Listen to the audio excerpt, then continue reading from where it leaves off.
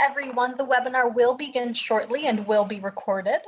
Connect with the Campaign for Grade Level Reading on social media. On Facebook, like the page Campaign for GLR, and on Twitter, follow the account at Reading by Third. Please use hashtags Learning Tuesdays and GLR Reading to tweet anything you learn from today's webinar, and we will be sure to retweet. We encourage you to share your questions, reflections, and observations on social media. Once again, the campaign would love to connect with you on social media. So on Facebook, like the page Campaign for GLR, and on Twitter, follow the account at Reading by Third.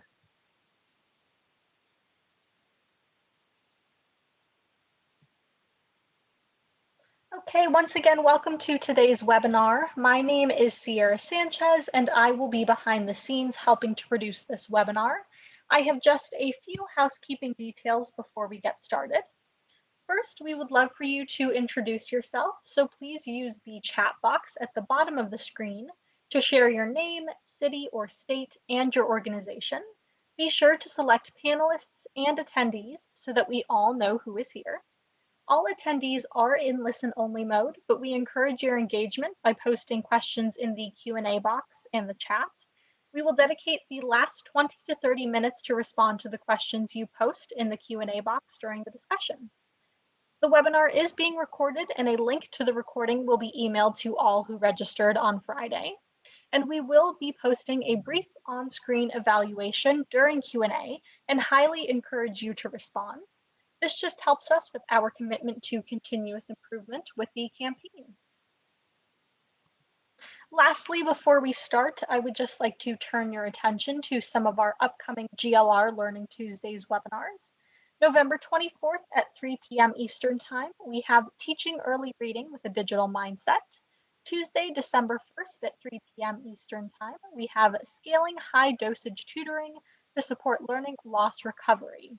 On December 8th, we have a webinar at 12:30 Eastern Time. That is the Crucible of Practice Suncoast, Florida webinar. And again, December 8th at 3 p.m., we have Lessons from Tulsa, Supporting Learning and Well-Being During COVID. We will be sure to add a link in the chat box for more information and registration for these upcoming learning opportunities. And joining you now is Yoli Flores, Chief Learning Officer for the Campaign for Grade Level Reading. Thank you and enjoy the webinar. Thank you, Sierra, and welcome and thank you all for joining us today for this great presentation on parent coaching, a key ingredient to parent and child success. As most of you know, from its very inception, the Campaign for Grade Level Reading has made the focus on parents central to our work. Many of you have seen and applied our programmatic priorities from our Successful Parents infographic into your work within your local GLR coalitions. You've heard us talk about parents as the secret sauce. And you know that we've lifted up parents as a big bet to investors, public and private. And that's because we are clear about the science of supporting parents, which affirms that we cannot improve outcomes for children in the absence of equipping, engaging, and supporting the most influential adults in children's lives, and that's their parents. An essential and promising support to parents is that of coaching, which is why we were delighted to read the recent piece on parent coaching in the 74 by our friend and colleague, Carly Roberts. So much so that we enlisted her help in shaping today's webinar and to serve as our moderator. So just a few words about Carly. Carly Roberts is the Senior Program Officer at Overdeck Family Foundation, where she has led the foundation's early childhood grant making since 2014. Through her work, she aims to create strong foundations for early learning by funding organizations that are supporting families and young children. Carly is also the mother of sweet Milo, who joined our Zoom planning call this past Friday, offering us yet another reminder of why we're all here. So with that, Carly, thank you for inspiring us for this webinar. Thank you for joining us as our moderator. I hand this over to you and look forward to the presentation. Thank you so much, Yoli, and thank you everyone for joining. It's such a pleasure to be here today in this virtual room, and we're so excited to discuss the power of parent coaching with all of you. Like the campaign for grade level reading, here at Overdeck Family Foundation, we have focused on parents and families as our big bet in our efforts to set young children up for success in school and in life. Our work centers around the deep belief that families aspire to be their children's champions, coaches, and teachers long before they ever reach a school's doors. That's why we support the 4 organizations featured here today, which all take unique approaches to coaching parents using evidence-based strategies that support children's development. Studies show that parenting practices like building responsive relationships and engaging in language-rich interactions are key to helping children prepare for school. But as every parent knows, practices proven in scientific research are often difficult to enact at home amidst the challenges that come with an infant, toddler, or preschooler, including my own, as Yoli mentioned. And while all parents want to support their children, not all have the tools or resources to translate that desire into action. This is especially true in the context of a global pandemic that, of course, has left families with little support and disproportionately has impacted communities of color. We know that many families have experienced or will experience incredible hardship, including illness, death, job loss, food insecurity, financial hardship because of the pandemic. And these each add stressors that negatively impact children's development. This is why this extra support is more important than ever. While the organizations we're featuring today are just one part of a larger ecosystem of support, these programs play crucial roles in reducing social isolation and empowering caregivers with the skills and resources they need to provide their children with a strong foundation for early learning. We know that families have always been their child's first teachers and greatest champions, but in 2020, bolstering that role is no longer optional. It's integral to improving children's outcomes. With that, I'm honored to welcome and introduce today's panel of leaders in this work. First, Marina Burnett, who is the Chief Engagement Officer at Centering Healthcare Institute. Marina has focused her work on increasing awareness and access to Centering's group care and has been a passionate driver of the prenatal through pediatrics continuity model. She leads product development efforts to support Centering's healthcare partners in applying the model across the life course. Kayama Hamer is Associate Director of Parent Corps. She is an expert practitioner with over 20 years of experience engaging racially and ethnically diverse families all across New York City. Steve Hannon is the President and CEO of Lena. Steve made the very unusual but rewarding pivot from a career in aerospace into the early childhood space 7 years ago, and has been instrumental in transitioning Lena from an organization known solely for its research on early language to one known for putting research into action and positively impacting children and families. Spring Dawson McClure is Assistant Professor of Population Health at NYU Grossman School of Medicine. She is a psychologist and prevention scientist focused on community and school-based strategies to reduce racial, ethnic, and socioeconomic disparities in children's health and development.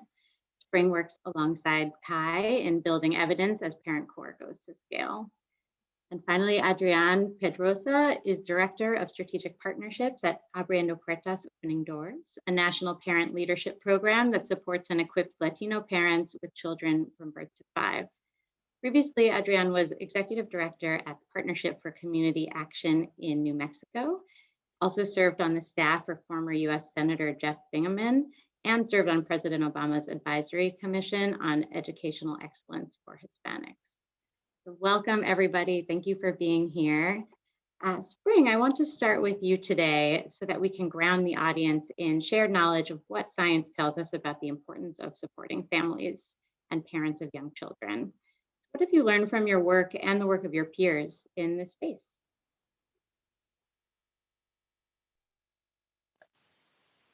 Thanks so much, Carly. So glad to be with you. Wanted to start with this quote from Marian Wright Edelman, which really echoes much of what you and Yoli just shared. The question is not whether we can afford to invest in every child, it is whether we can afford not to. And that means unequivocally investing in families. What you see in these gorgeous photos are parents and caregivers engaged in responsive interactions with their children, tuned in emotionally at their level physically, joyfully playing, listening, and follow their children's lead. There is strong and growing evidence that supporting parents and caregivers promotes healthy child development and has the potential to reduce racial and socioeconomic disparities.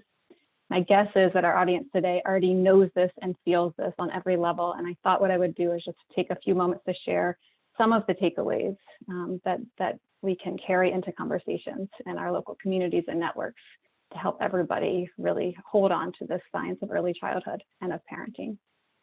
The Nurse-Family Partnership is one stellar example of the power of home visiting to support mothers during their pregnancy and through their child's first years. Rigorous evaluations show broad and long-lasting benefits for children's development and for mothers' well-being.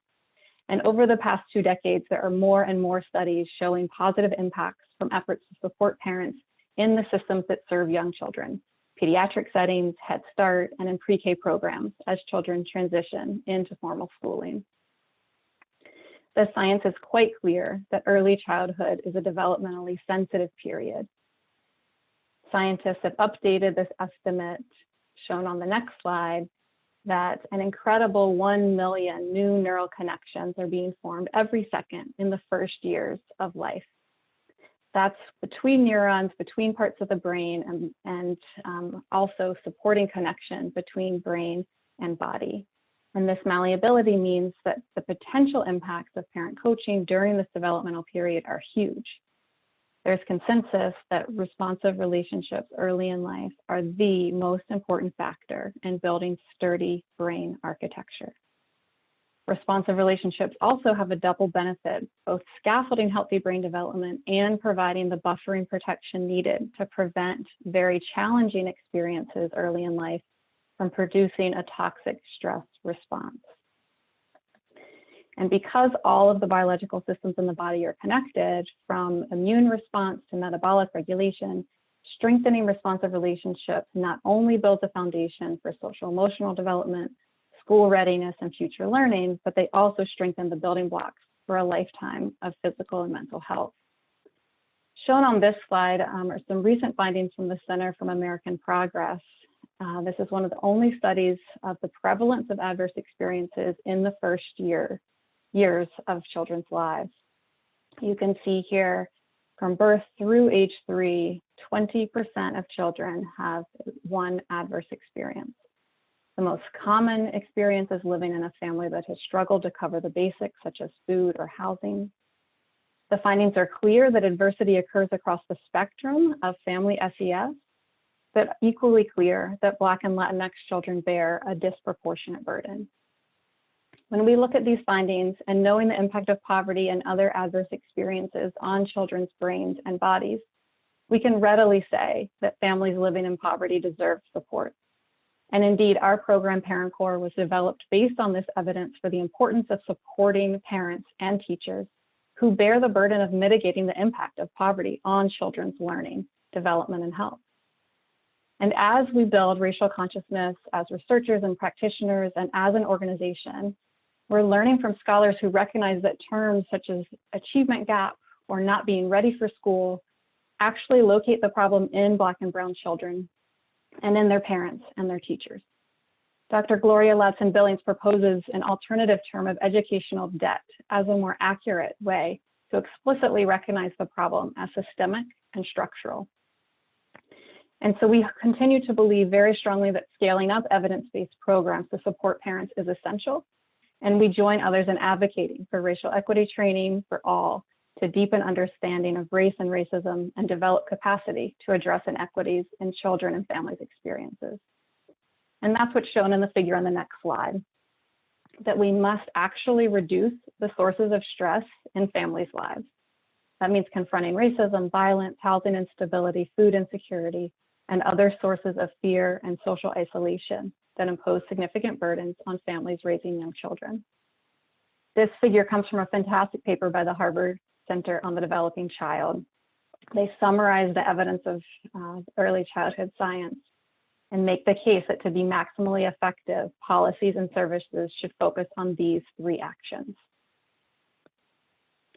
Just to underscore the core life skills part for adults, having supportive relationships with coaches is good for their children and also boosts parents' well-being, providing practical assistance, emotional support, hope, and confidence, and strengthening core skills to manage life, work, relationships, and survive and weather stressful situations. You'll hear from the rest of the panel about some incredibly exciting, innovative, and important work to support responsive relationships and strengthen core life skills in both children and parents, including my colleague Kayama, who will share more about Parent Core. I wanted to give a preview of our evidence of impact on children's development. This includes a 24% lower risk of reading below grade level, as well as substantial reductions in mental health problems and obesity. We're very proud of this work, and as we continue to go to scale in New York City and nationally, our research is focusing on the ripple effects throughout school buildings and systems to shift the ways that families of color are treated and regarded, to begin to change the narrative in order to transform systems for equity so that all children can thrive. Thanks so much. Back to you, Carly.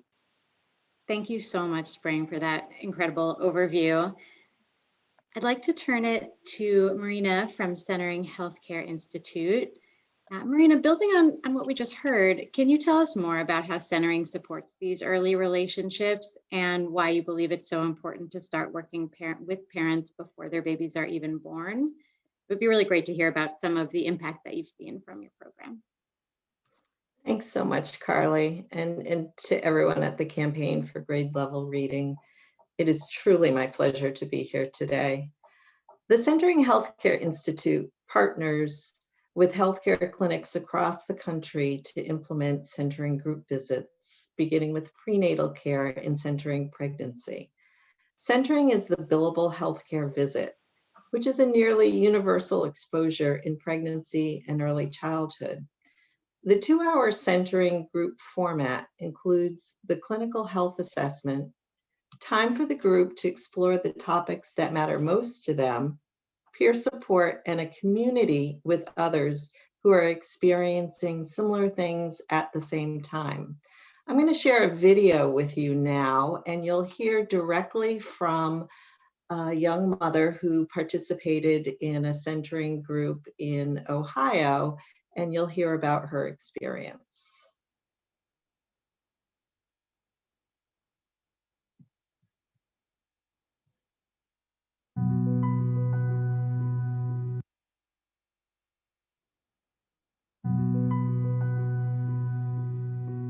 Centering gives you the understanding that you are not alone. You might be new to this, but there are so many resources out there that you can use. I just love how the centering involves the dads as well, how they give them the same resources that they give us, teaching them parenthood and how to be a dad and giving them the understanding and involvement. We talk about so much, even family dynamics, communication, also the personal relationships that we build here makes you more comfortable, makes you more confident.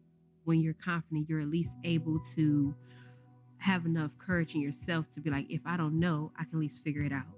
At least I have someone to talk to about, hey, this is not right, or what can I do?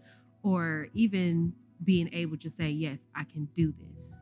It created a better support system and made me definitely more confident to be ready to be a mom.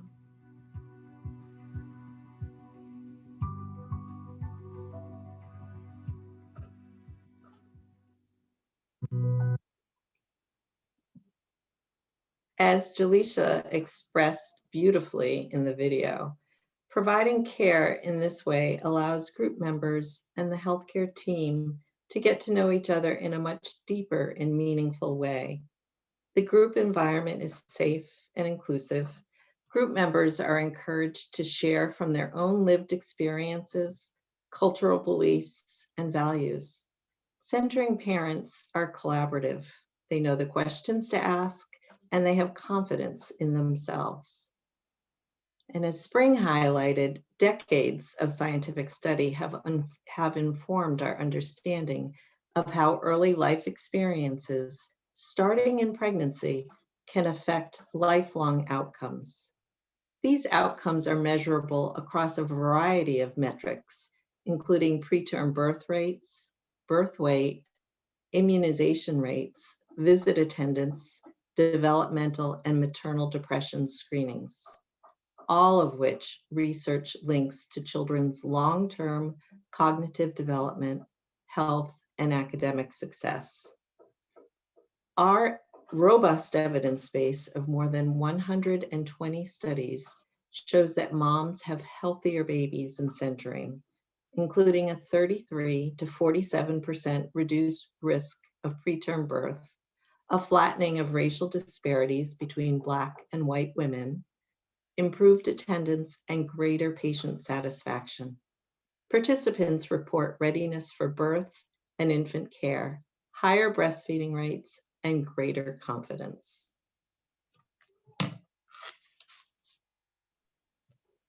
Thank you so much. I just love seeing that video. It really brings the program to life. I wonder if you'd like to talk a little bit more about one of Centering's key features, the group approach, which of course has been affected by the pandemic. But I'm curious if you can talk a little bit more about how these groups build parent capacities and help families thrive, both during pregnancy and once their babies are born. So important, especially since the pandemic. Centering Parenting, a two-generation intervention, continues from centering pregnancy after the baby's arrival. The same cohort of parents, caregivers, and children meet with their healthcare team for 9 well-child visits, typically 2 hours long over the child's first 2 years.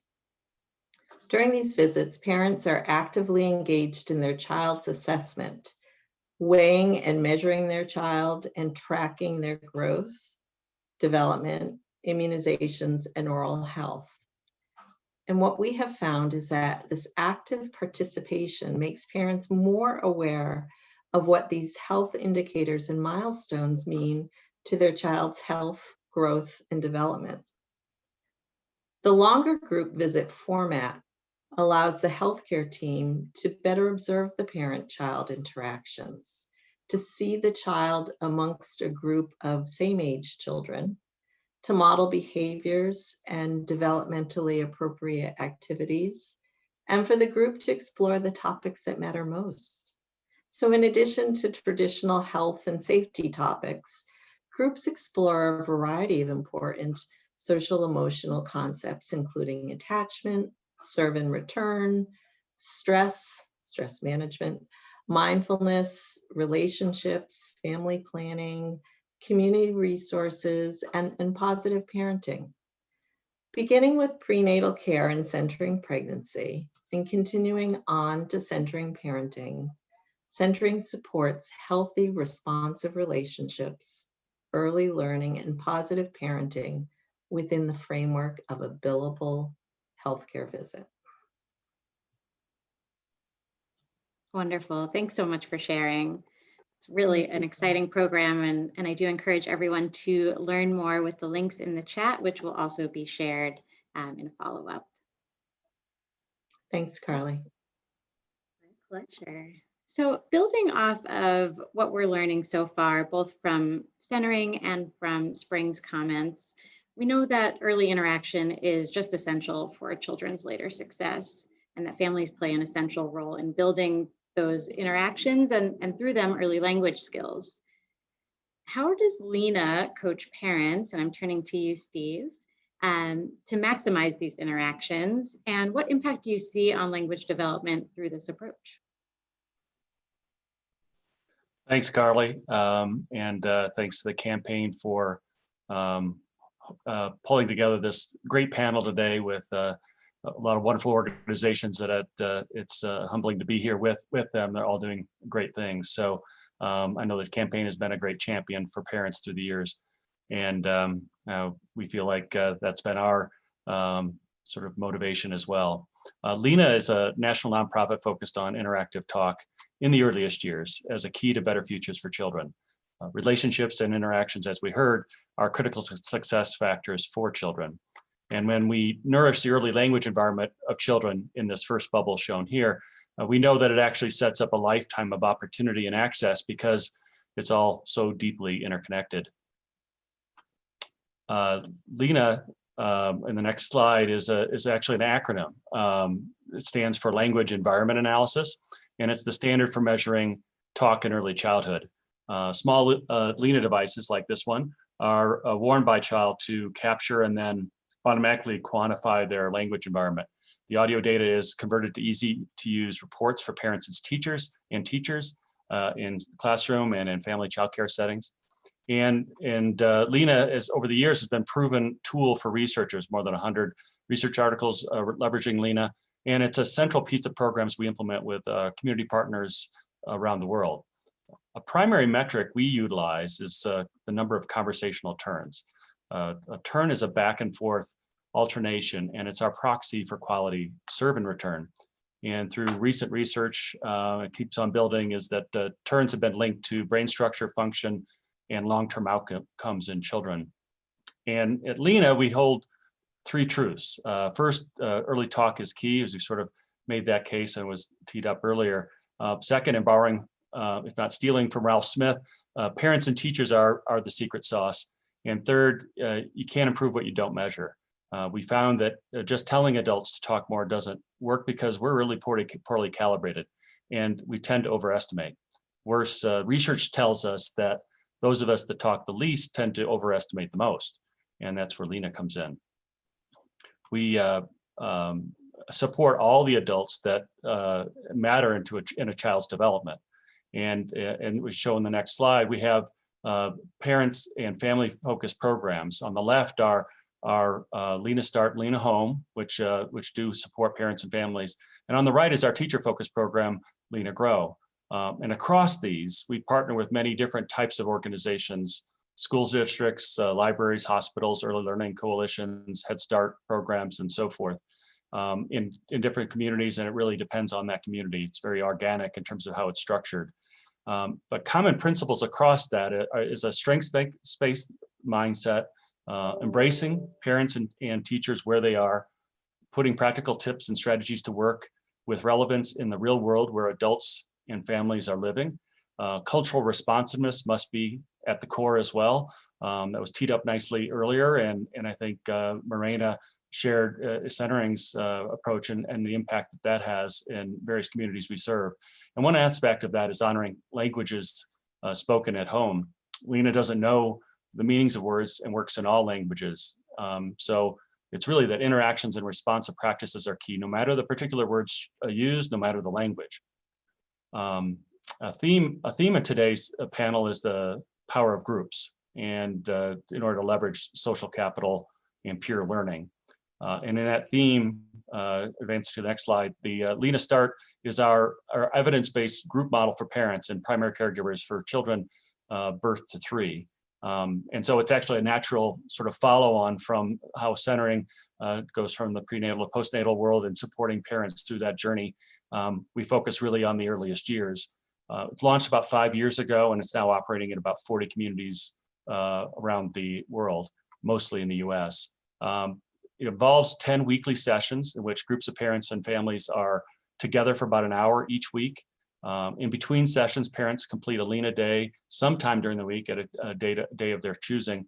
And then during the sessions, parents learn links between interactive talk, brain science, and early development, as well as practical tips for building more interactions into their day. And they receive a LENA feedback report.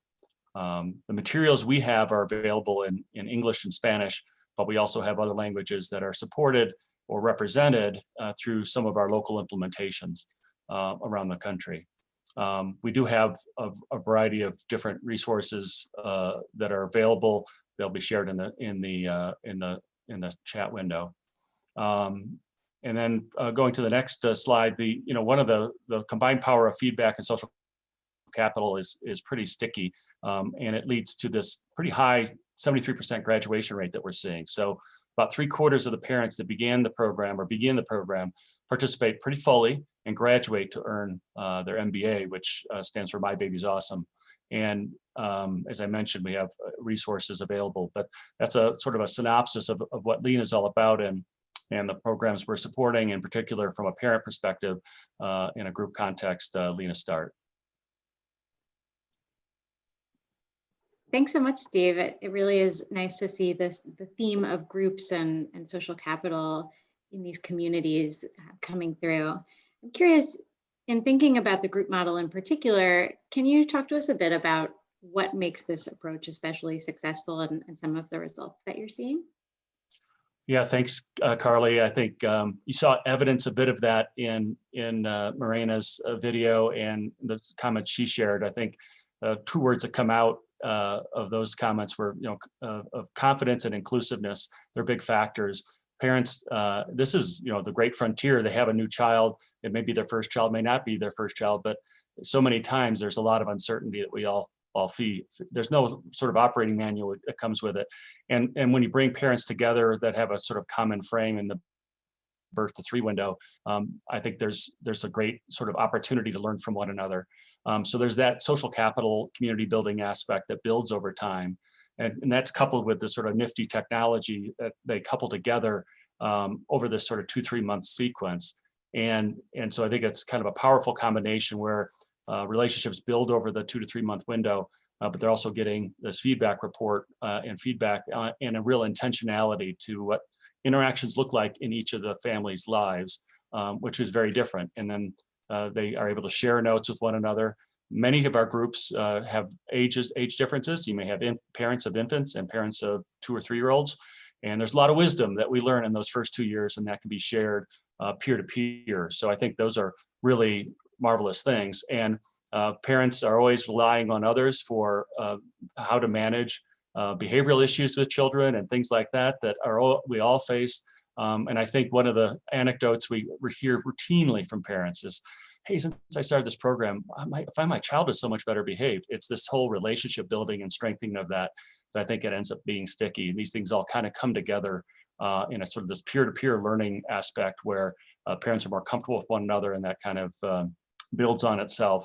And we find that many of the groups stay connected after the sequence, and we also see parents sort of become future facilitators of parent groups as well. So those all come together in very interesting ways. It's fabulous. Thank you so much for sharing, Steve. So turning to Adrian with Abriendo Puertas, we have heard from 2 organizations now that provide coaching in groups. Can you tell us a bit about how Abriendo Puertas differs, and specifically why your focus on Spanish-speaking families is so important when we think about parents as children's first teachers? Absolutely. And, first off, thank you, Carly, and thank you to the Campaign for Grade Level Reading for inviting us to this conversation. I just love being in these sessions with these wonderful organizations and my colleagues, because I think we have more in common of all the great work and the way we honor parents and put parents really and families at the center of this work that we are all committed to. About 15 years ago, Abriendo Puertas Opening Doors was founded with the belief that when we co-create our approaches with parents and listen deeply to the needs of parents, that we'll be able to create better approaches that are responsive and that meet parents where they're at. And so the mission of Abriendo Puertas, as we've heard, right, with the previous presentations, is to really see parents and to support them as the leaders of their families, not only of their families, but also in their communities and in their schools as their schools age into the school system. The next slide, please. Our work is really about seeing our families and our parents as the leaders, as the first teacher, has been mentioned. We believe that home is a child's first school, right? Starting prenatal and at birth. And we really see our work as a 2-generation approach, right? Really in the belief that when we invest in parents as leaders, when we invest in their natural talents and their skills, invest in helping parents to understand their not only their strengths, but how their experiences, right, shape their parenting, that we can support them to best engage their youngest learners at home, or the children that they're caring for. We believe that we can do this, right, by using culturally relevant content, right? We use popular education pedagogy that really sees parents as experts, right? That believes that we as parents come with so much information already, with so much history, so much experience of maybe our own upbringings, right? Maybe it was some healthy aspects, maybe some unhealthy aspects, but really helping parents and supporting parents to unpack that and to reflect on that, and really learn about how their environment, right, and their past experiences shape their parenting, and how we can really build upon those strengths and work on maybe those areas of weakness, on those challenges that we all face as parents, to really help us to be the best parent that we can be, given the resources and given the environment that we have. And also to be able to really advocate and change environments when they're unhealthy, whether they be at home or in our surrounding community. Next slide. The focus really of Abriendo Puertas, really over 90% of our work are with Latino immigrant parents, Spanish-speaking parents. And the reason why, as we were founded and this work really continues, is that we strongly believe, right, that when we look at our cultural strengths, our language, right, and when we honor and lift that up as a strength, then we are better able to really shape behavior, right? And in this case, really improve adult-child interaction at home and in the community. We know that almost half of children born in the US have at least one immigrant parent at home. And so we work really hard with our partner organizations to really support our immigrant parents as they're navigating new communities, or as they're navigating, trying to understand how the US school system or pre-K early education system works, and how we as parents, right, as immigrant parents, can really take the lead and advocate for our children. Me, myself, first generation here in the United States, raised by immigrant parents. I have 3 children of my own. Really saw this growing up, right? That at times immigrant families might feel isolated, might feel like they don't have the peer support or the community support to provide all the opportunities that all children need in order to succeed. And so we work really hard, not only to provide good evidence-based information about early childhood development, but also to build a community of peers and a community within the organization that's hosting, right, the Abriendo Puertas courses. So they have the resources and they're able to build a community of support to help them move forward and to help their children be successful. Thanks so much for sharing, Adrian. It's such a special program, and we are so grateful that you're here. There are so many ingredients to success in this program, but can you talk about some of the key pieces that really make it work well? Yeah, and this was mentioned previously, right, by our colleagues about the importance of social capital, right, the importance of having a community. Abriendo Puertas works really hard throughout our sessions. We have 10 sessions. They're about 2 hours a piece that are hosted throughout different communities: Head Starts, Migrant Head Starts, Catholic Charities, YMCAs, community-based organizations. And we work, again, to use popular education pedagogy that sees parents as equals, right? That when we're in a space, in a room, that we all bring something into that space, right? We all bring our experiences.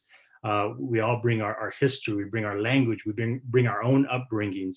And it really is about creating a space where we listen to each other and we're able to really understand the perspective that we're currently, parenting under. Right. I know that me as a parent of 3 young children, many things that I do or that I'm processing are things that I grew up learning. And so I have to unpack that and decide, what are healthy things? What are things that are unhealthy? And what can I do to ensure that my child is ready to be a lifelong learner starting at birth? And so that really is, honoring those experiences, that we really try hard to create that environment, a safe environment where parents can talk about all the challenges that they're facing. And especially now during the pandemic, understanding that there are so many pressures, right, that we're facing in our environment, whether it be economic pressures or health, immigration status. And so it is really about really supporting parents in helping to navigate, right, our environments to be the best parents we can be. it really is our implementing partners across 400 cities that really are the heart of Abriendo Puertas. They're those facilitators that are on the ground working with families day in, day out, that are using the Abriendo Puertas approach and listening deeply to the needs of parents, and then building that community of support for them. We have been a partner of Campaign for Grade Level Reading for some time, and so we do also work hard to ensure that parents are taking a pledge, right, to read to their kids and that understand the importance of that language development. And so if you'll see on the next slide, we do these pledge cards, right, and it really, and it's not just about taking the pledge and saying, yes, I commit to these things. It's about helping parents to understand how they can support literacy at home, regardless, as was said earlier by one of my colleagues, right? Regardless of the language that they're reading at home, we want them to use their home language. We want them, and mostly in our case, to read to their children in Spanish, to talk about the popular sayings, the stories that they grew up listening to be able to retell those stories.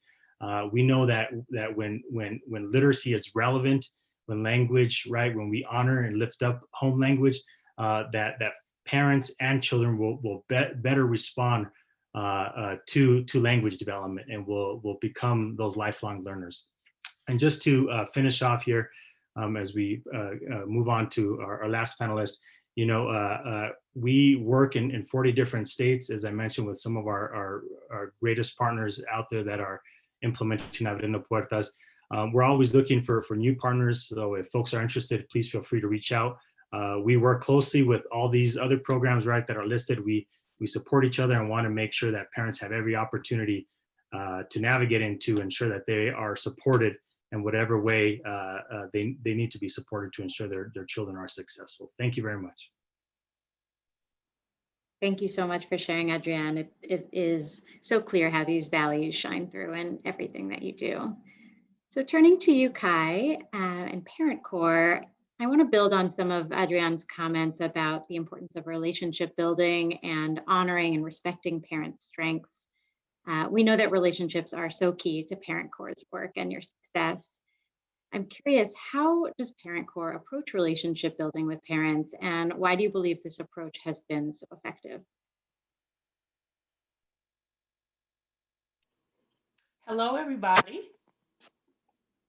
So everything we do as people happens in the context of relationships. And when I think about schools engaging with families, every interaction is either building or corroding that relationship. Parent Corps is school-based and delivered at the start of schooling, which is the entry to pre-K in historically disinvested neighborhoods with concentrated poverty. The families we serve are largely poor, Black, brown, and immigrant, and many times English is not their first language. If you fall into any of these categories or variations of these categories, poor and Black, poor and brown, Black and English not being your first language, and poor, the judgment and assumptions made about you, and perhaps by extension, your parenting, can be quite daunting. Just take a second to think about what the general assumptions are of poor Black families. Those judgments are usually not positive ones. A minute, I'm just gonna put my video on. I hope it's working. School staff, although well-meaning, can give off this judgment subtly and unknowingly, if not overtly. And for the families, it can hurt. For the families, it could really hurt. In our trainings where we prepare school staff to deliver Parent Corps, we talk openly about the judgments and assumptions we all make. We normalize making judgments as a part of being human, but name that they can hinder building a good relationship. We challenge participants to think through why the negative assumptions exist and where they came from. Being in touch with your own values, beliefs, and biases is important, but I find very few people really are.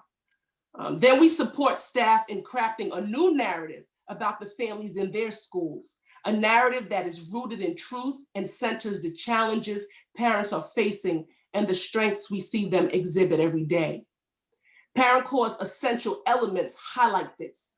We support school staff to build authentic relationships, honor culture, understand race and racism, share the science of early childhood, and practice self-reflection. This approach is challenging, rewarding, and effective. When parents feel seen, believed, and positively regarded, they are more likely to engage with their child's school and take part in the things happening there, including our program, Parent Corps. Thank you, Kai. I just love hearing you talk about this program. It is really living in everything you do. So I know that Parent Corps is unique in their coaching, not just for parents, but for teachers, as you mentioned. Can you talk a little more about the importance of this school-home connection and why Parent Corps believes that coaching both parents and teachers is key? Yes, I'm gonna take a minute. I'm gonna ask you, Carly, can you see my video? I'm just doing it to check I answered the second question. Great, okay.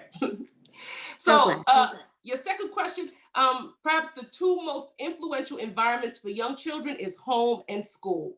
On a very basic level, the strategies we review with teachers are the ones we review with parents, like positive reinforcement, what that looks like at home, and then what that looks like at school. When the Friend School Classroom program is happening in tandem with our parenting program, there is a synergy created. In our evening program, parents are invited into the Friend School space to practice some of the skills they learned in the parenting program.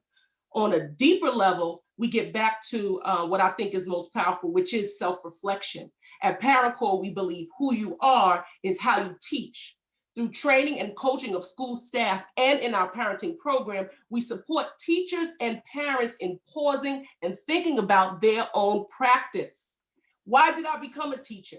What do I love about it? How am I doing at it? What do I believe about the families I serve and the children I teach? And what might I want to do differently?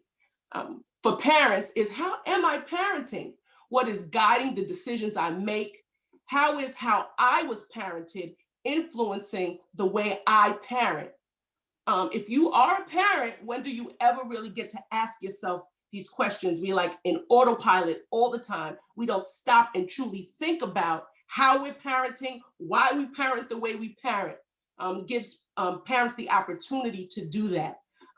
In this way, teachers and parents both get the opportunity to think deeply about the way they do things. We are coaching teachers and parents to practice self-reflection, learn and integrate new knowledge rooted in the science of early childhood, and supporting the creation of safe, nurturing, and predictable environments in the two places that matter most, home and school. This builds a solid foundation for communication and a connection that is critical to young children's success that could last throughout the school years. Thank you, Carly. Thank you, Kai, and thank you to everyone on our panel for sharing your work and your wisdom. It is truly an honor and a privilege to work with all of you. And I want to invite our whole panel to join us for some questions. We'll start with some questions for everyone and then turn to the Q&A. So a quick reminder for everyone watching to enter your questions in the Q&A box, and we will get to as many as possible. So starting with, I guess, one big elephant in the room of the pandemic and talking about in-person group-based programs that really rely on relationship building, how has the COVID-19 context changed your work for better or for worse? And do you anticipate any of these changes lasting beyond the pandemic?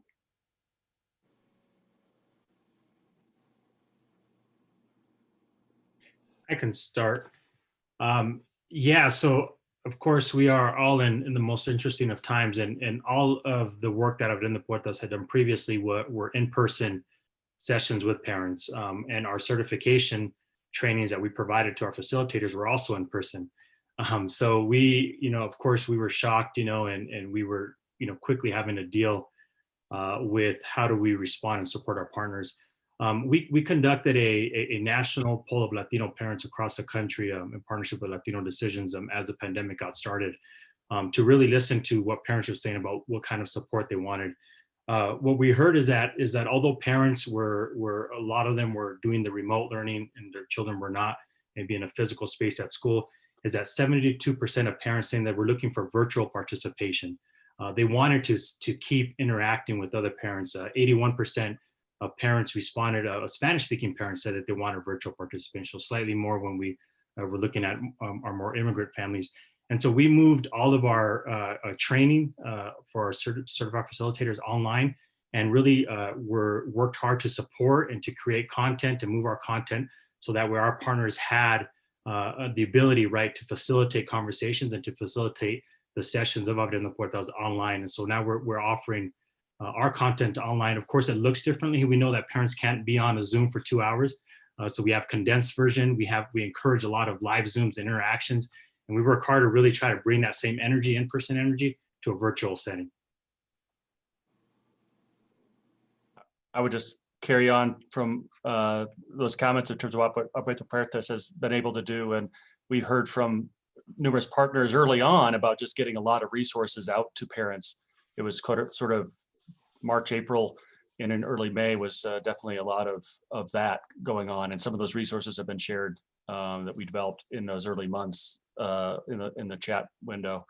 But you know, we also were in the midst of actually releasing a new version of our in same type of thing, in person, connected, physical sort of face-to-face type of groups meetings. We were about ready to release that, and so our team did a huge pivot to convert all those trainings and everything else to virtual. We allowed for a lot of flexibility to implement in different ways during the course of the early part of the summer. But we heard a lot the same thing, that the parents really wanted to be able to connect virtually. And I think there was some really unexpected advantages of this. It was actually turned out to be different work, but actually less work on part of implementation. Some things were removed. Some things, it was just different. For parents, it actually in many cases was less work. Getting going via public transportation in the midst of COVID may not be the best thing to have done. So having people staying safer at home and so forth made sense, and being able to remotely connect in different ways, and echoing those same points that you know, you can't have an hour and a half Zoom call or whatever. But what we did find, our partners found, is that a lot of engagement. Parents were eager to connect with one another, and those discussions were really important in a very difficult time, especially in the early part of summer. Now we're going into the fall. We have most of our sites are up and running virtually, and what we've seen is that it's been quite successful, and it's opening up these doors to be able to serve broader geographic areas more efficiently, being able to reach more rural populations in some cases. In other cases, just large metro areas where you're able to, with the same partner, service a larger sort of, if you will, catchment area of parents that are interested. So it opens up all sorts of new doors. I think we're also finding the engagement and participation levels. We weren't sure how that was going to be, but everyone that we've heard in terms of feedback is the engagement level is very similar to what it was in person. We're a little surprised by that. We don't know how that will stand up long term, but for right now, it's definitely become a model that we will support longer term, and eventually, we hope, go back to in person as well. But the virtual connection has an efficiency. It actually lightens the burden on on many parents. And so what we're seeing though is hybrid too, meeting in person initially and at the end in a kind of outdoor park type of setting in some cases, and then doing virtual meetings in between. So the creativity of our partners is astounding. And that's what this has sort of brought to our minds, is that there's a lot of thirst for connection out there. And you need to be able to support that, because there's a lot of burden disproportionately falling on parents, and particular parents in under-resourced communities. And I would echo everything Steve just said. Healthcare has been hit hard, obviously. And so we saw immediately that centering practices were pausing groups, and saw many of their staff either being redeployed or furloughed. At the same time, we saw the people that run centering groups across the country, who are so passionate about providing care in this way and creating these communities, jump pretty quickly to offering some sort of virtual format for groups. And for some, it was like this over Zoom. For others, it was possibly just a conference call, but just recognizing the critical importance of people not being isolated during this time and being able to come together. We've seen all sorts of variations of hybrids where they're bringing patients in for some aspect of care. We still haven't figured out a way to do child immunizations over Zoom. So we do have to bring the kids in for that. But the education and the community building piece is something that we have just seen thriving. And as an organization, we've provided a number of resources to support that. And on the positive side, what we've seen through this pandemic is that the rules regarding telehealth have relaxed significantly. And patients and providers both report that there's so many added benefits to being able to meet in a virtual format. I think a lot about the family that may have other kids and typically have to take a couple of buses to get to the clinic. And they don't have to do that. They can just log on through their phone or some other device. And I also think about the providers who are able to connect with their patients in a different way and see the home environment. And one thing that we think about, it's really exciting, is how we can bring people in rural areas together through virtual groups. So ParentCore did the quick pivot to virtual once our largest public partner, the New York City Department of Education, basically did their own quick pivot to virtual. And so this was March, April. We delivered our, I'll call our standard 14-week parenting program virtually. And learned a lot of things about doing it virtually and about the parents. And then what I'm most proud of is our team, shout out to the ParentCore team, creating a 4-session parenting through the pandemic program and delivering training to 180 social workers in the Department of Education to expand our reach with this 4-session version. And we are ramping up right now to support the delivery of those. And excited to learn more about virtual, period. How do you engage families virtually? Because we believe so deeply in the relationship and the connection. What's gained in that, what's lost in that, but also what's gained when you go from live to virtual. Just excited about what comes of that and still learning what that means for our future and our ability to scale nationally.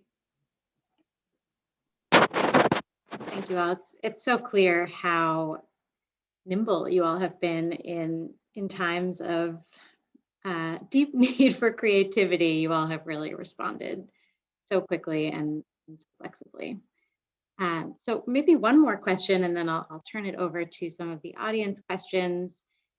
We just had a historic election, and we will soon welcome a new administration. And we know that transition teams are now hard at work. And I'm curious what you see in terms of opportunities to lift up some big, bold ideas to make parents, as the campaign often says, a big bet. How do we leverage this opportunity to engage the federal government in investing in parents? And what changes would you want to see prioritized to ensure that children's well-being and later success is at the top of the agenda?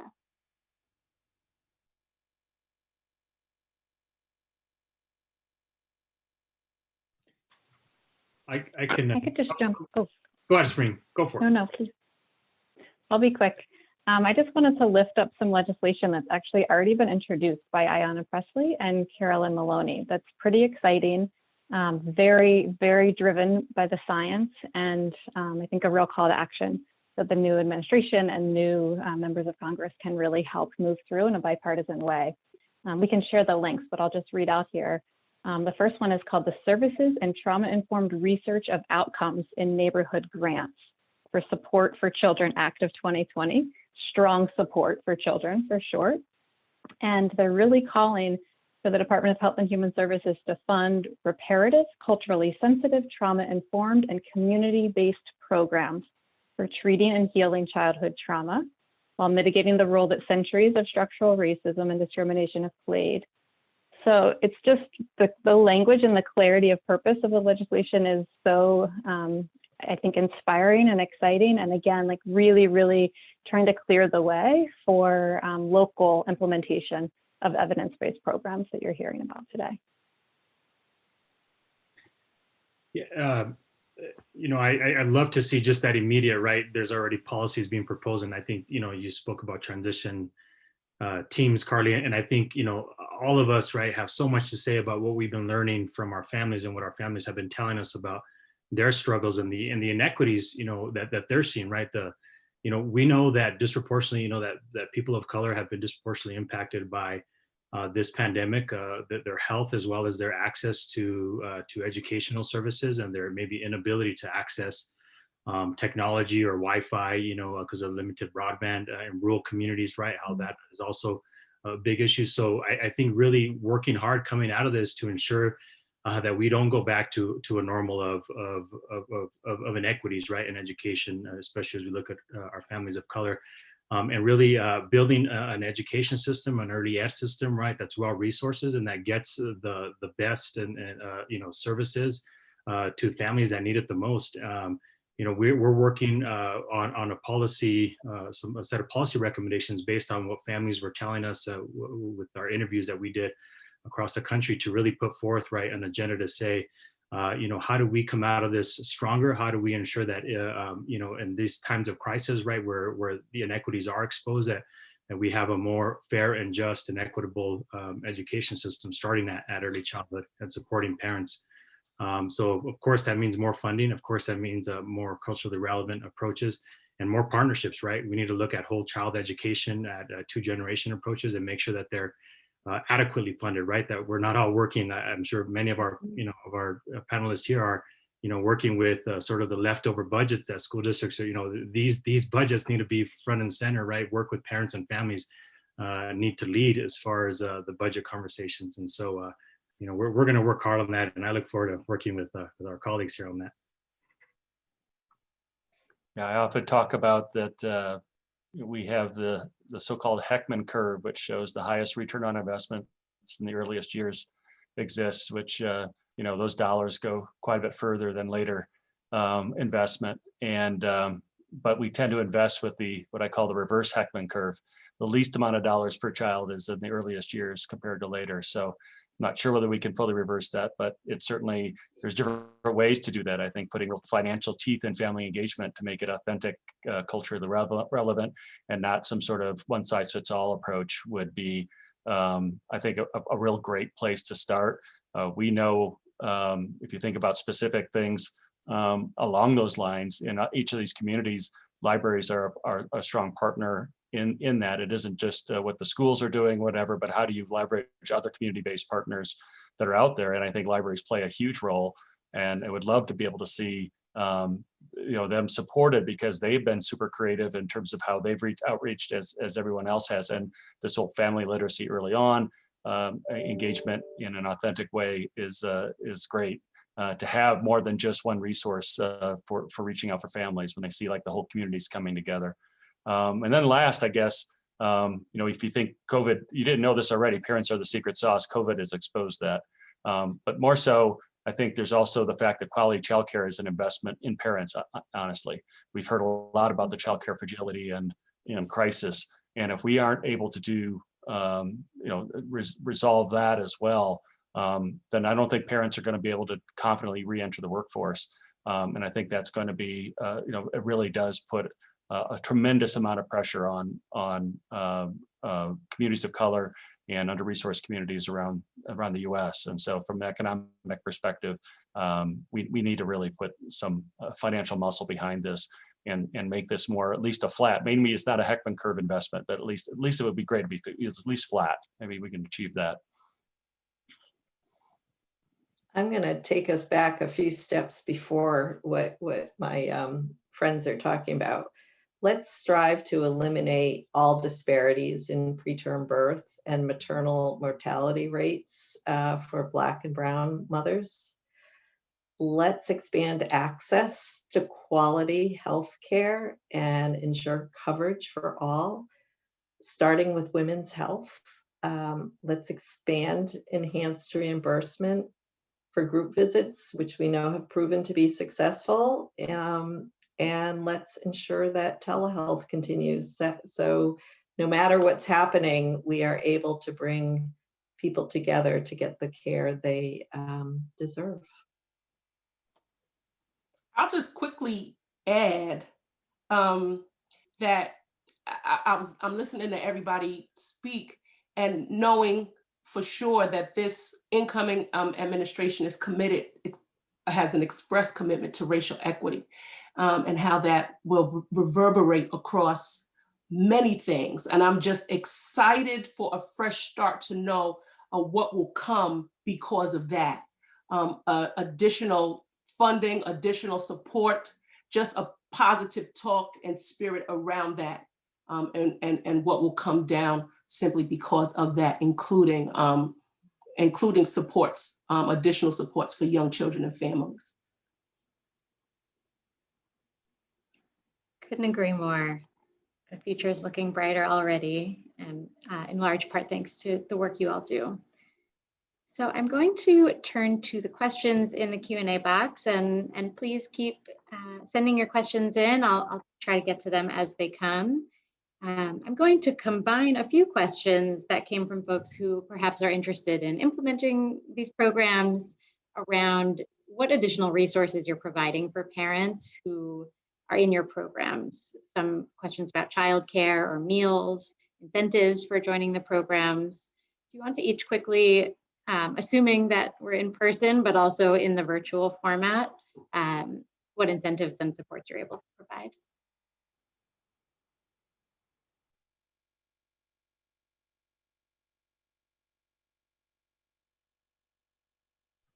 All right, we'll go in order. I was wanting the order to reverse, but I'll start. Yeah, so our work definitely always because we work with our national partners that are implementing on the ground. We do provide recommendations and guidance around providing quality early learning opportunity as well as the adults, because we don't do like I think some of our partners, my partners here, we don't do these sessions typically with the parent and the child in the session. It's the parent, of course, and in some cases the parent does bring the child, but we really try to work either when the child is dropped off at their learning center, at a Head Start, or that a school is able, a childcare center is able to provide that childcare during, and then food always, of course, if you're meeting early in the morning or in the evening, got to honor that time that parents are spending together, and breaking bread together is always a great way to build community and build social capital. As far as like additional support, we work because we're a national organization that works to support our local partners. We really look to our local partners to really bring the local resources. So we really help them to develop a resource list that includes housing and food security, and and additional education, library services, to really build a good inventory, right, and a good sort of weaving in of those local resources that parents should be able to access at the local level. And of course, that looks differently in every community. So we work with our partners to be able to do that. I would echo Adrian's comments there that it really depends on the communities. A lot of different approaches taken, especially when it was in person. But even now, I think there's ensuring access to food banks.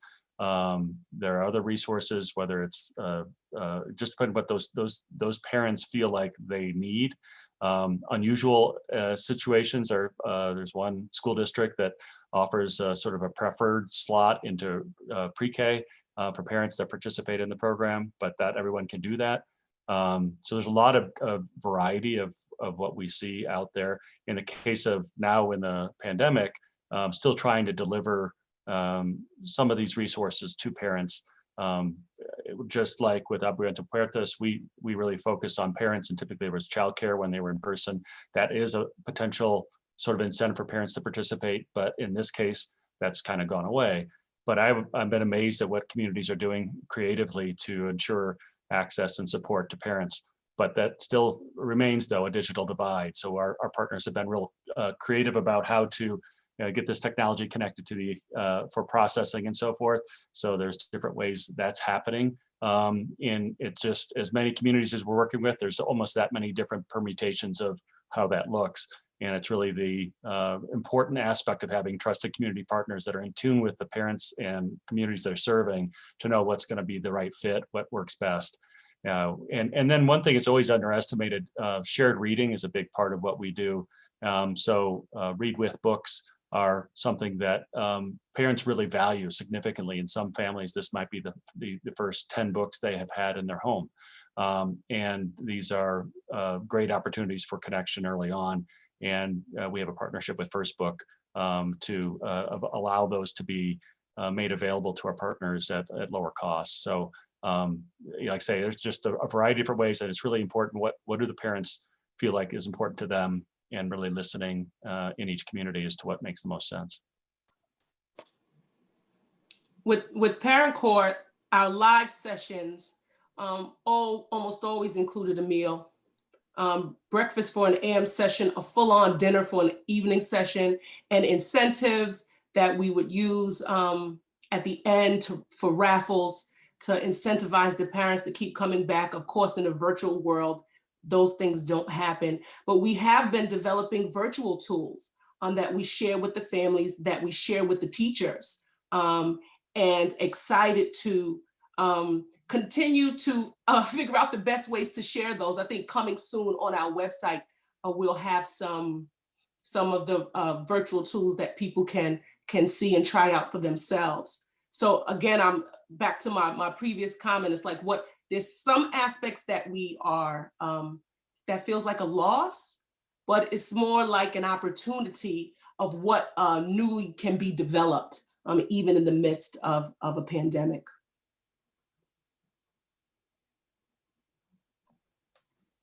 I think we mixed up the order this time. In centering groups, it's very much the same types of supports that we've been hearing about. In the 2-hour visit, there's always food, and hopefully it's a full meal or some sort of healthy snack. There's many partnerships with local food banks across the country, so people come for their healthcare visit, they leave with a bag of groceries, or they have their healthcare visit at a federally qualified health center that has its own gardens or farmers market and cafe. They have baby showers in prenatal groups and give incentives of car seats and cribs and all kinds of toys and books. A lot of centering practices are also reach out and read sites. And so they combine those offerings together. Virtually, we've been able to support some of our practices with some, thanks to our amazing philanthropic partners, being able to support some of our practices with grants so that they could provide their parents with devices or to increase their data capacity so that they could join into a virtual group. They've been sending out healthy snacks so that they can have something to eat while they're in their virtual groups. And just the creativity and commitment just continues to amaze me when I hear stories. Thank you all. I really love hearing about all of the creative solutions, both pre and during pandemic times. You'll see that a poll just popped up, so please give us your thoughts and your feedback while we are continuing to answer some of the questions. And I will turn back to the chat box. So many of the folks in this virtual room are implementing programs throughout the country. For those of you who work with implementing partners in your work, what do you look for in finding a great partner? Authenticity, right? And really, wanting to engage parents in an authentic way, and open to listening, right? We don't look for partners that are, just wanting to kind of, run through a program and a set of checklists in order to check the parent engagement box. We want partners that are going to invest in their parents as leaders, so that way they, as they're listening and investing, that they get that reciprocating relationship back from the parents, and they have this partnership with parents moving forward, starting at early childhood and moving into K through 12. And of course, for us, we want our partners to really be open to the cultural, relevancy, pieces, and to really want to make sure that they understand that the same approach might not work with every parent, and really be open to to listening to the specific, needs of parents, and understanding their cultural and linguistic needs.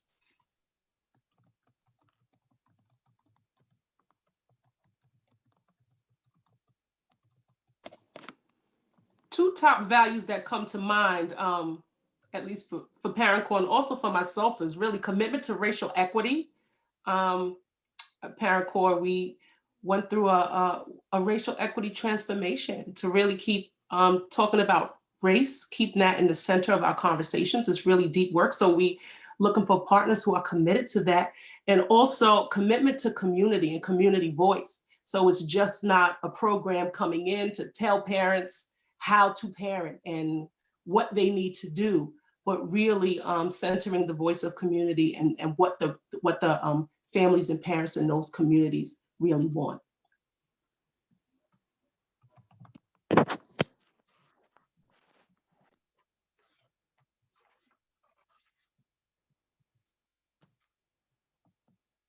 I'll jump in.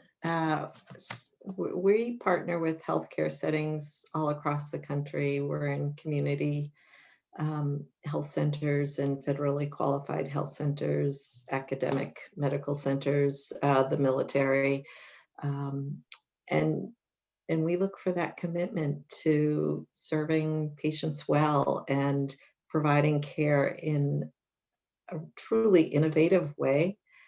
Centering is disruptive, and it requires change across every level of the organization. So it requires a commitment and a passion for meeting people where they are. Centering groups across the country are offered to just about every kind of patient population you can imagine, and in just about every language you can imagine. And to be able to have that cultural sensitivity, to be able to serve patients in the way that they deserve, and to support their families from the very beginning. Those are all great attributes, and I think those are common themes. I think we can't do anything, we recognize, without our partners. We are not a direct delivery. We partner through every community, and there, as I mentioned earlier, in some cases the library's involved, often it is, but there's so many different types of organizations we continue to work with, and it really depends on, is it strategically aligned with what the mission of that organization is. And then I think there's all these, the values alignment is definitely there. But in others, there's a practical aspect too. If this is a new sort of initiative that's going forward in the community, there are people that have to deliver that or execute that. And so you have to have the bandwidth available. So we're also very sensitive about that in terms of who's going to lead. Do they have are they being allocated enough bandwidth to be successful in doing whatever this initiative entails? If you're giving somebody 10 different things to do, and this is the 11th thing on their plate, nothing else comes off, it's going to be very difficult to spend the amount of time with listening to the community and working with the community to figure out the best way forward. And hopefully many times these partners are already working with parents all the time, but I think there is just this basic human resource issue in each of these organizations that you have to be mindful of. Is this is a high enough priority, and are they going to be able to have enough time allocated for what they need to do to be successful, because it's about humans at some point, people they're on the ground that are working with people in the community, and that takes time. And it's always more investment of time than people anticipate. And so if they recognize that, I think that it tends to be the more successful outcomes that we've seen in terms of enduring relationships in the community that seem to be building on their own momentum. Thank you all. These are such important lessons, and I see the chat box is exploding with affirmations and agreement. So I really appreciate you all sharing. Maybe one last question. For those of us who are working with parents and families around the country, what one piece of advice or wisdom would you offer in terms of how best to support families?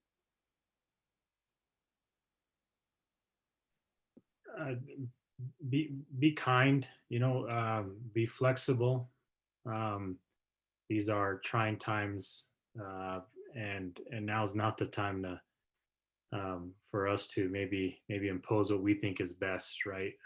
And I know, here on this panel, we're all parent-centered, but I think that the more we can just listen and be open and be supportive and do what parents are asking us and meet them where they're at currently, I think is going to be important, not just now, but moving forward. And I think if we could all walk away from this being better listeners, that's we'll all have a better future.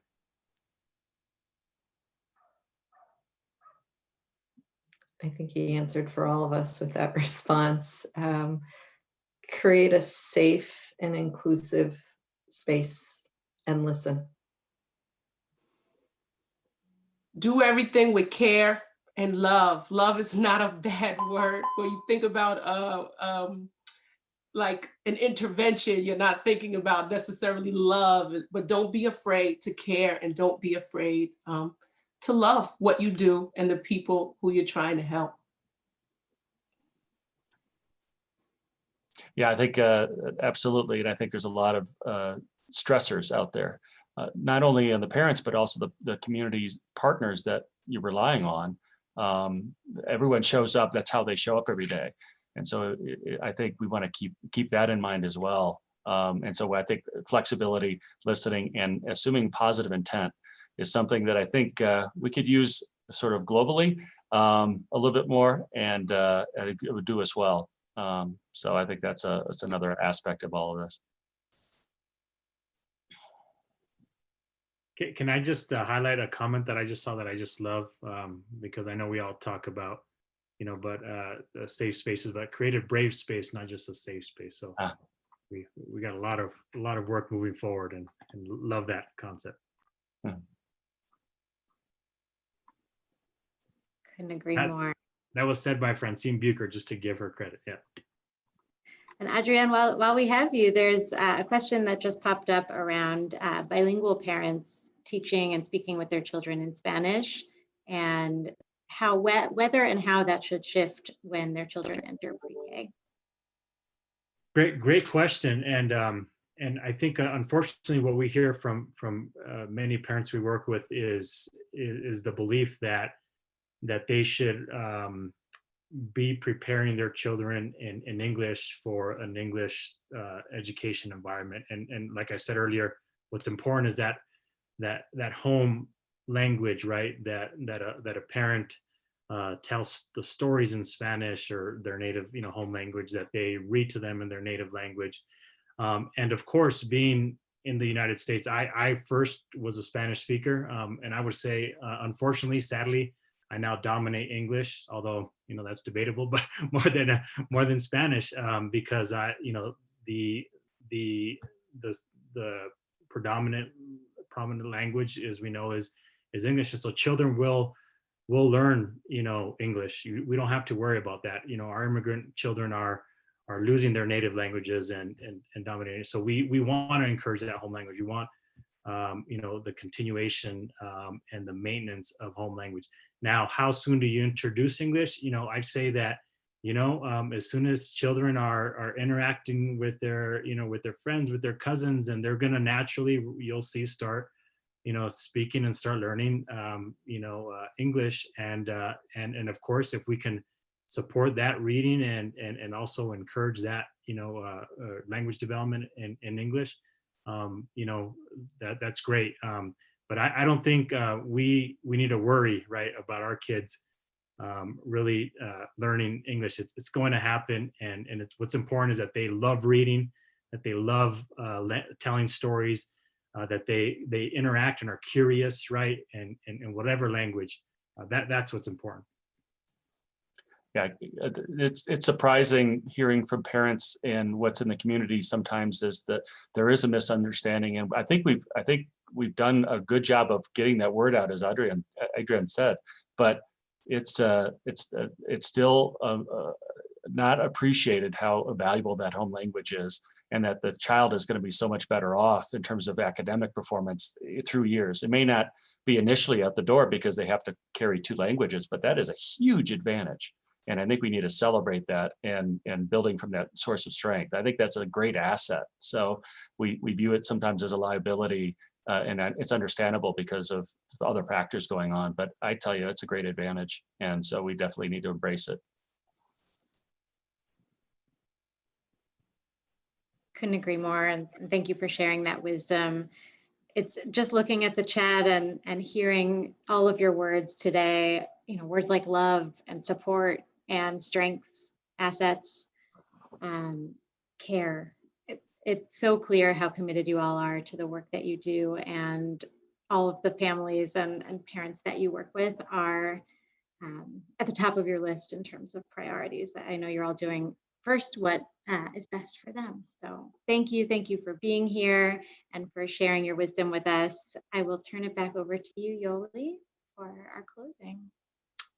Great, thank you. Well, let me also just say how inspired I'm feeling from listening to all of you for all the reasons that Carly just shared. And, just on behalf of the Campaign for Grade Level Reading, we take our hats off and honor each of you for the work that you do, the modeling that you offer about how you work with parents, the way in which you all partner. We're just so grateful that you are in the field and that you are growing the number of partners that are putting parents at the front of their strategic agenda. There is, the evidence is clear. Spring shared that at the very beginning, the science is clear.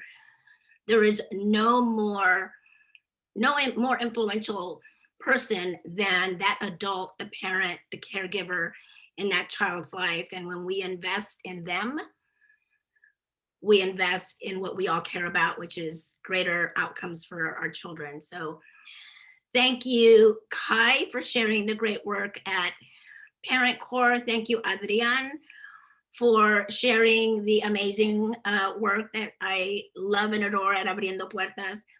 Thank you, Steve, for the amazing work, the technology that you have introduced as a way to support and engage and equip and coach parents. Thank you, Marina, for sharing the work at Centering and the power of group and social capital. And finally, Carly, thank you for inspiring this conversation, for leading the discussion, for being such a great moderator and a great partner. We're just so very grateful to all of you. So with that, let me just thank our participants. I do want to remind you, if you haven't yet answered or responded to the poll, you can still do that at the bottom of your screen. And Sierra, if you could just bring up the slides so I can remind folks what's coming up. By the way, a number of you on the chat were so intrigued. Maybe this was your first webinar, but you're asking how you can participate in upcoming webinars. So I'll be sure to have that link. In fact, I'm going to put it on there right now in the chat so that you can register for future webinars. So what you see coming up next Tuesday at 3 o'clock, we'll have a conversation around teaching early reading with a digital mindset. This is the work that we are working very hard at the campaign to bridge the important work of early literacy with early math. On December 1st at 3 o'clock, We'll have scaling high dosage tutoring to support learning loss recovery. I saw a couple of questions earlier in the chat about tutoring, so you might be interested in that. On December 8th, we'll have a Crucible of Practice Salon. Those are deep dives of the work that our community coalitions are engaged in, and we'll hear from our partners in Suncoast. And then finally, on December 8th, we'll have a conversation about the lessons from the Tulsa Seed Research Project and focus on supporting learning and well-being during COVID. So we hope you can join us. In the meantime, stay safe and healthy, and thank you.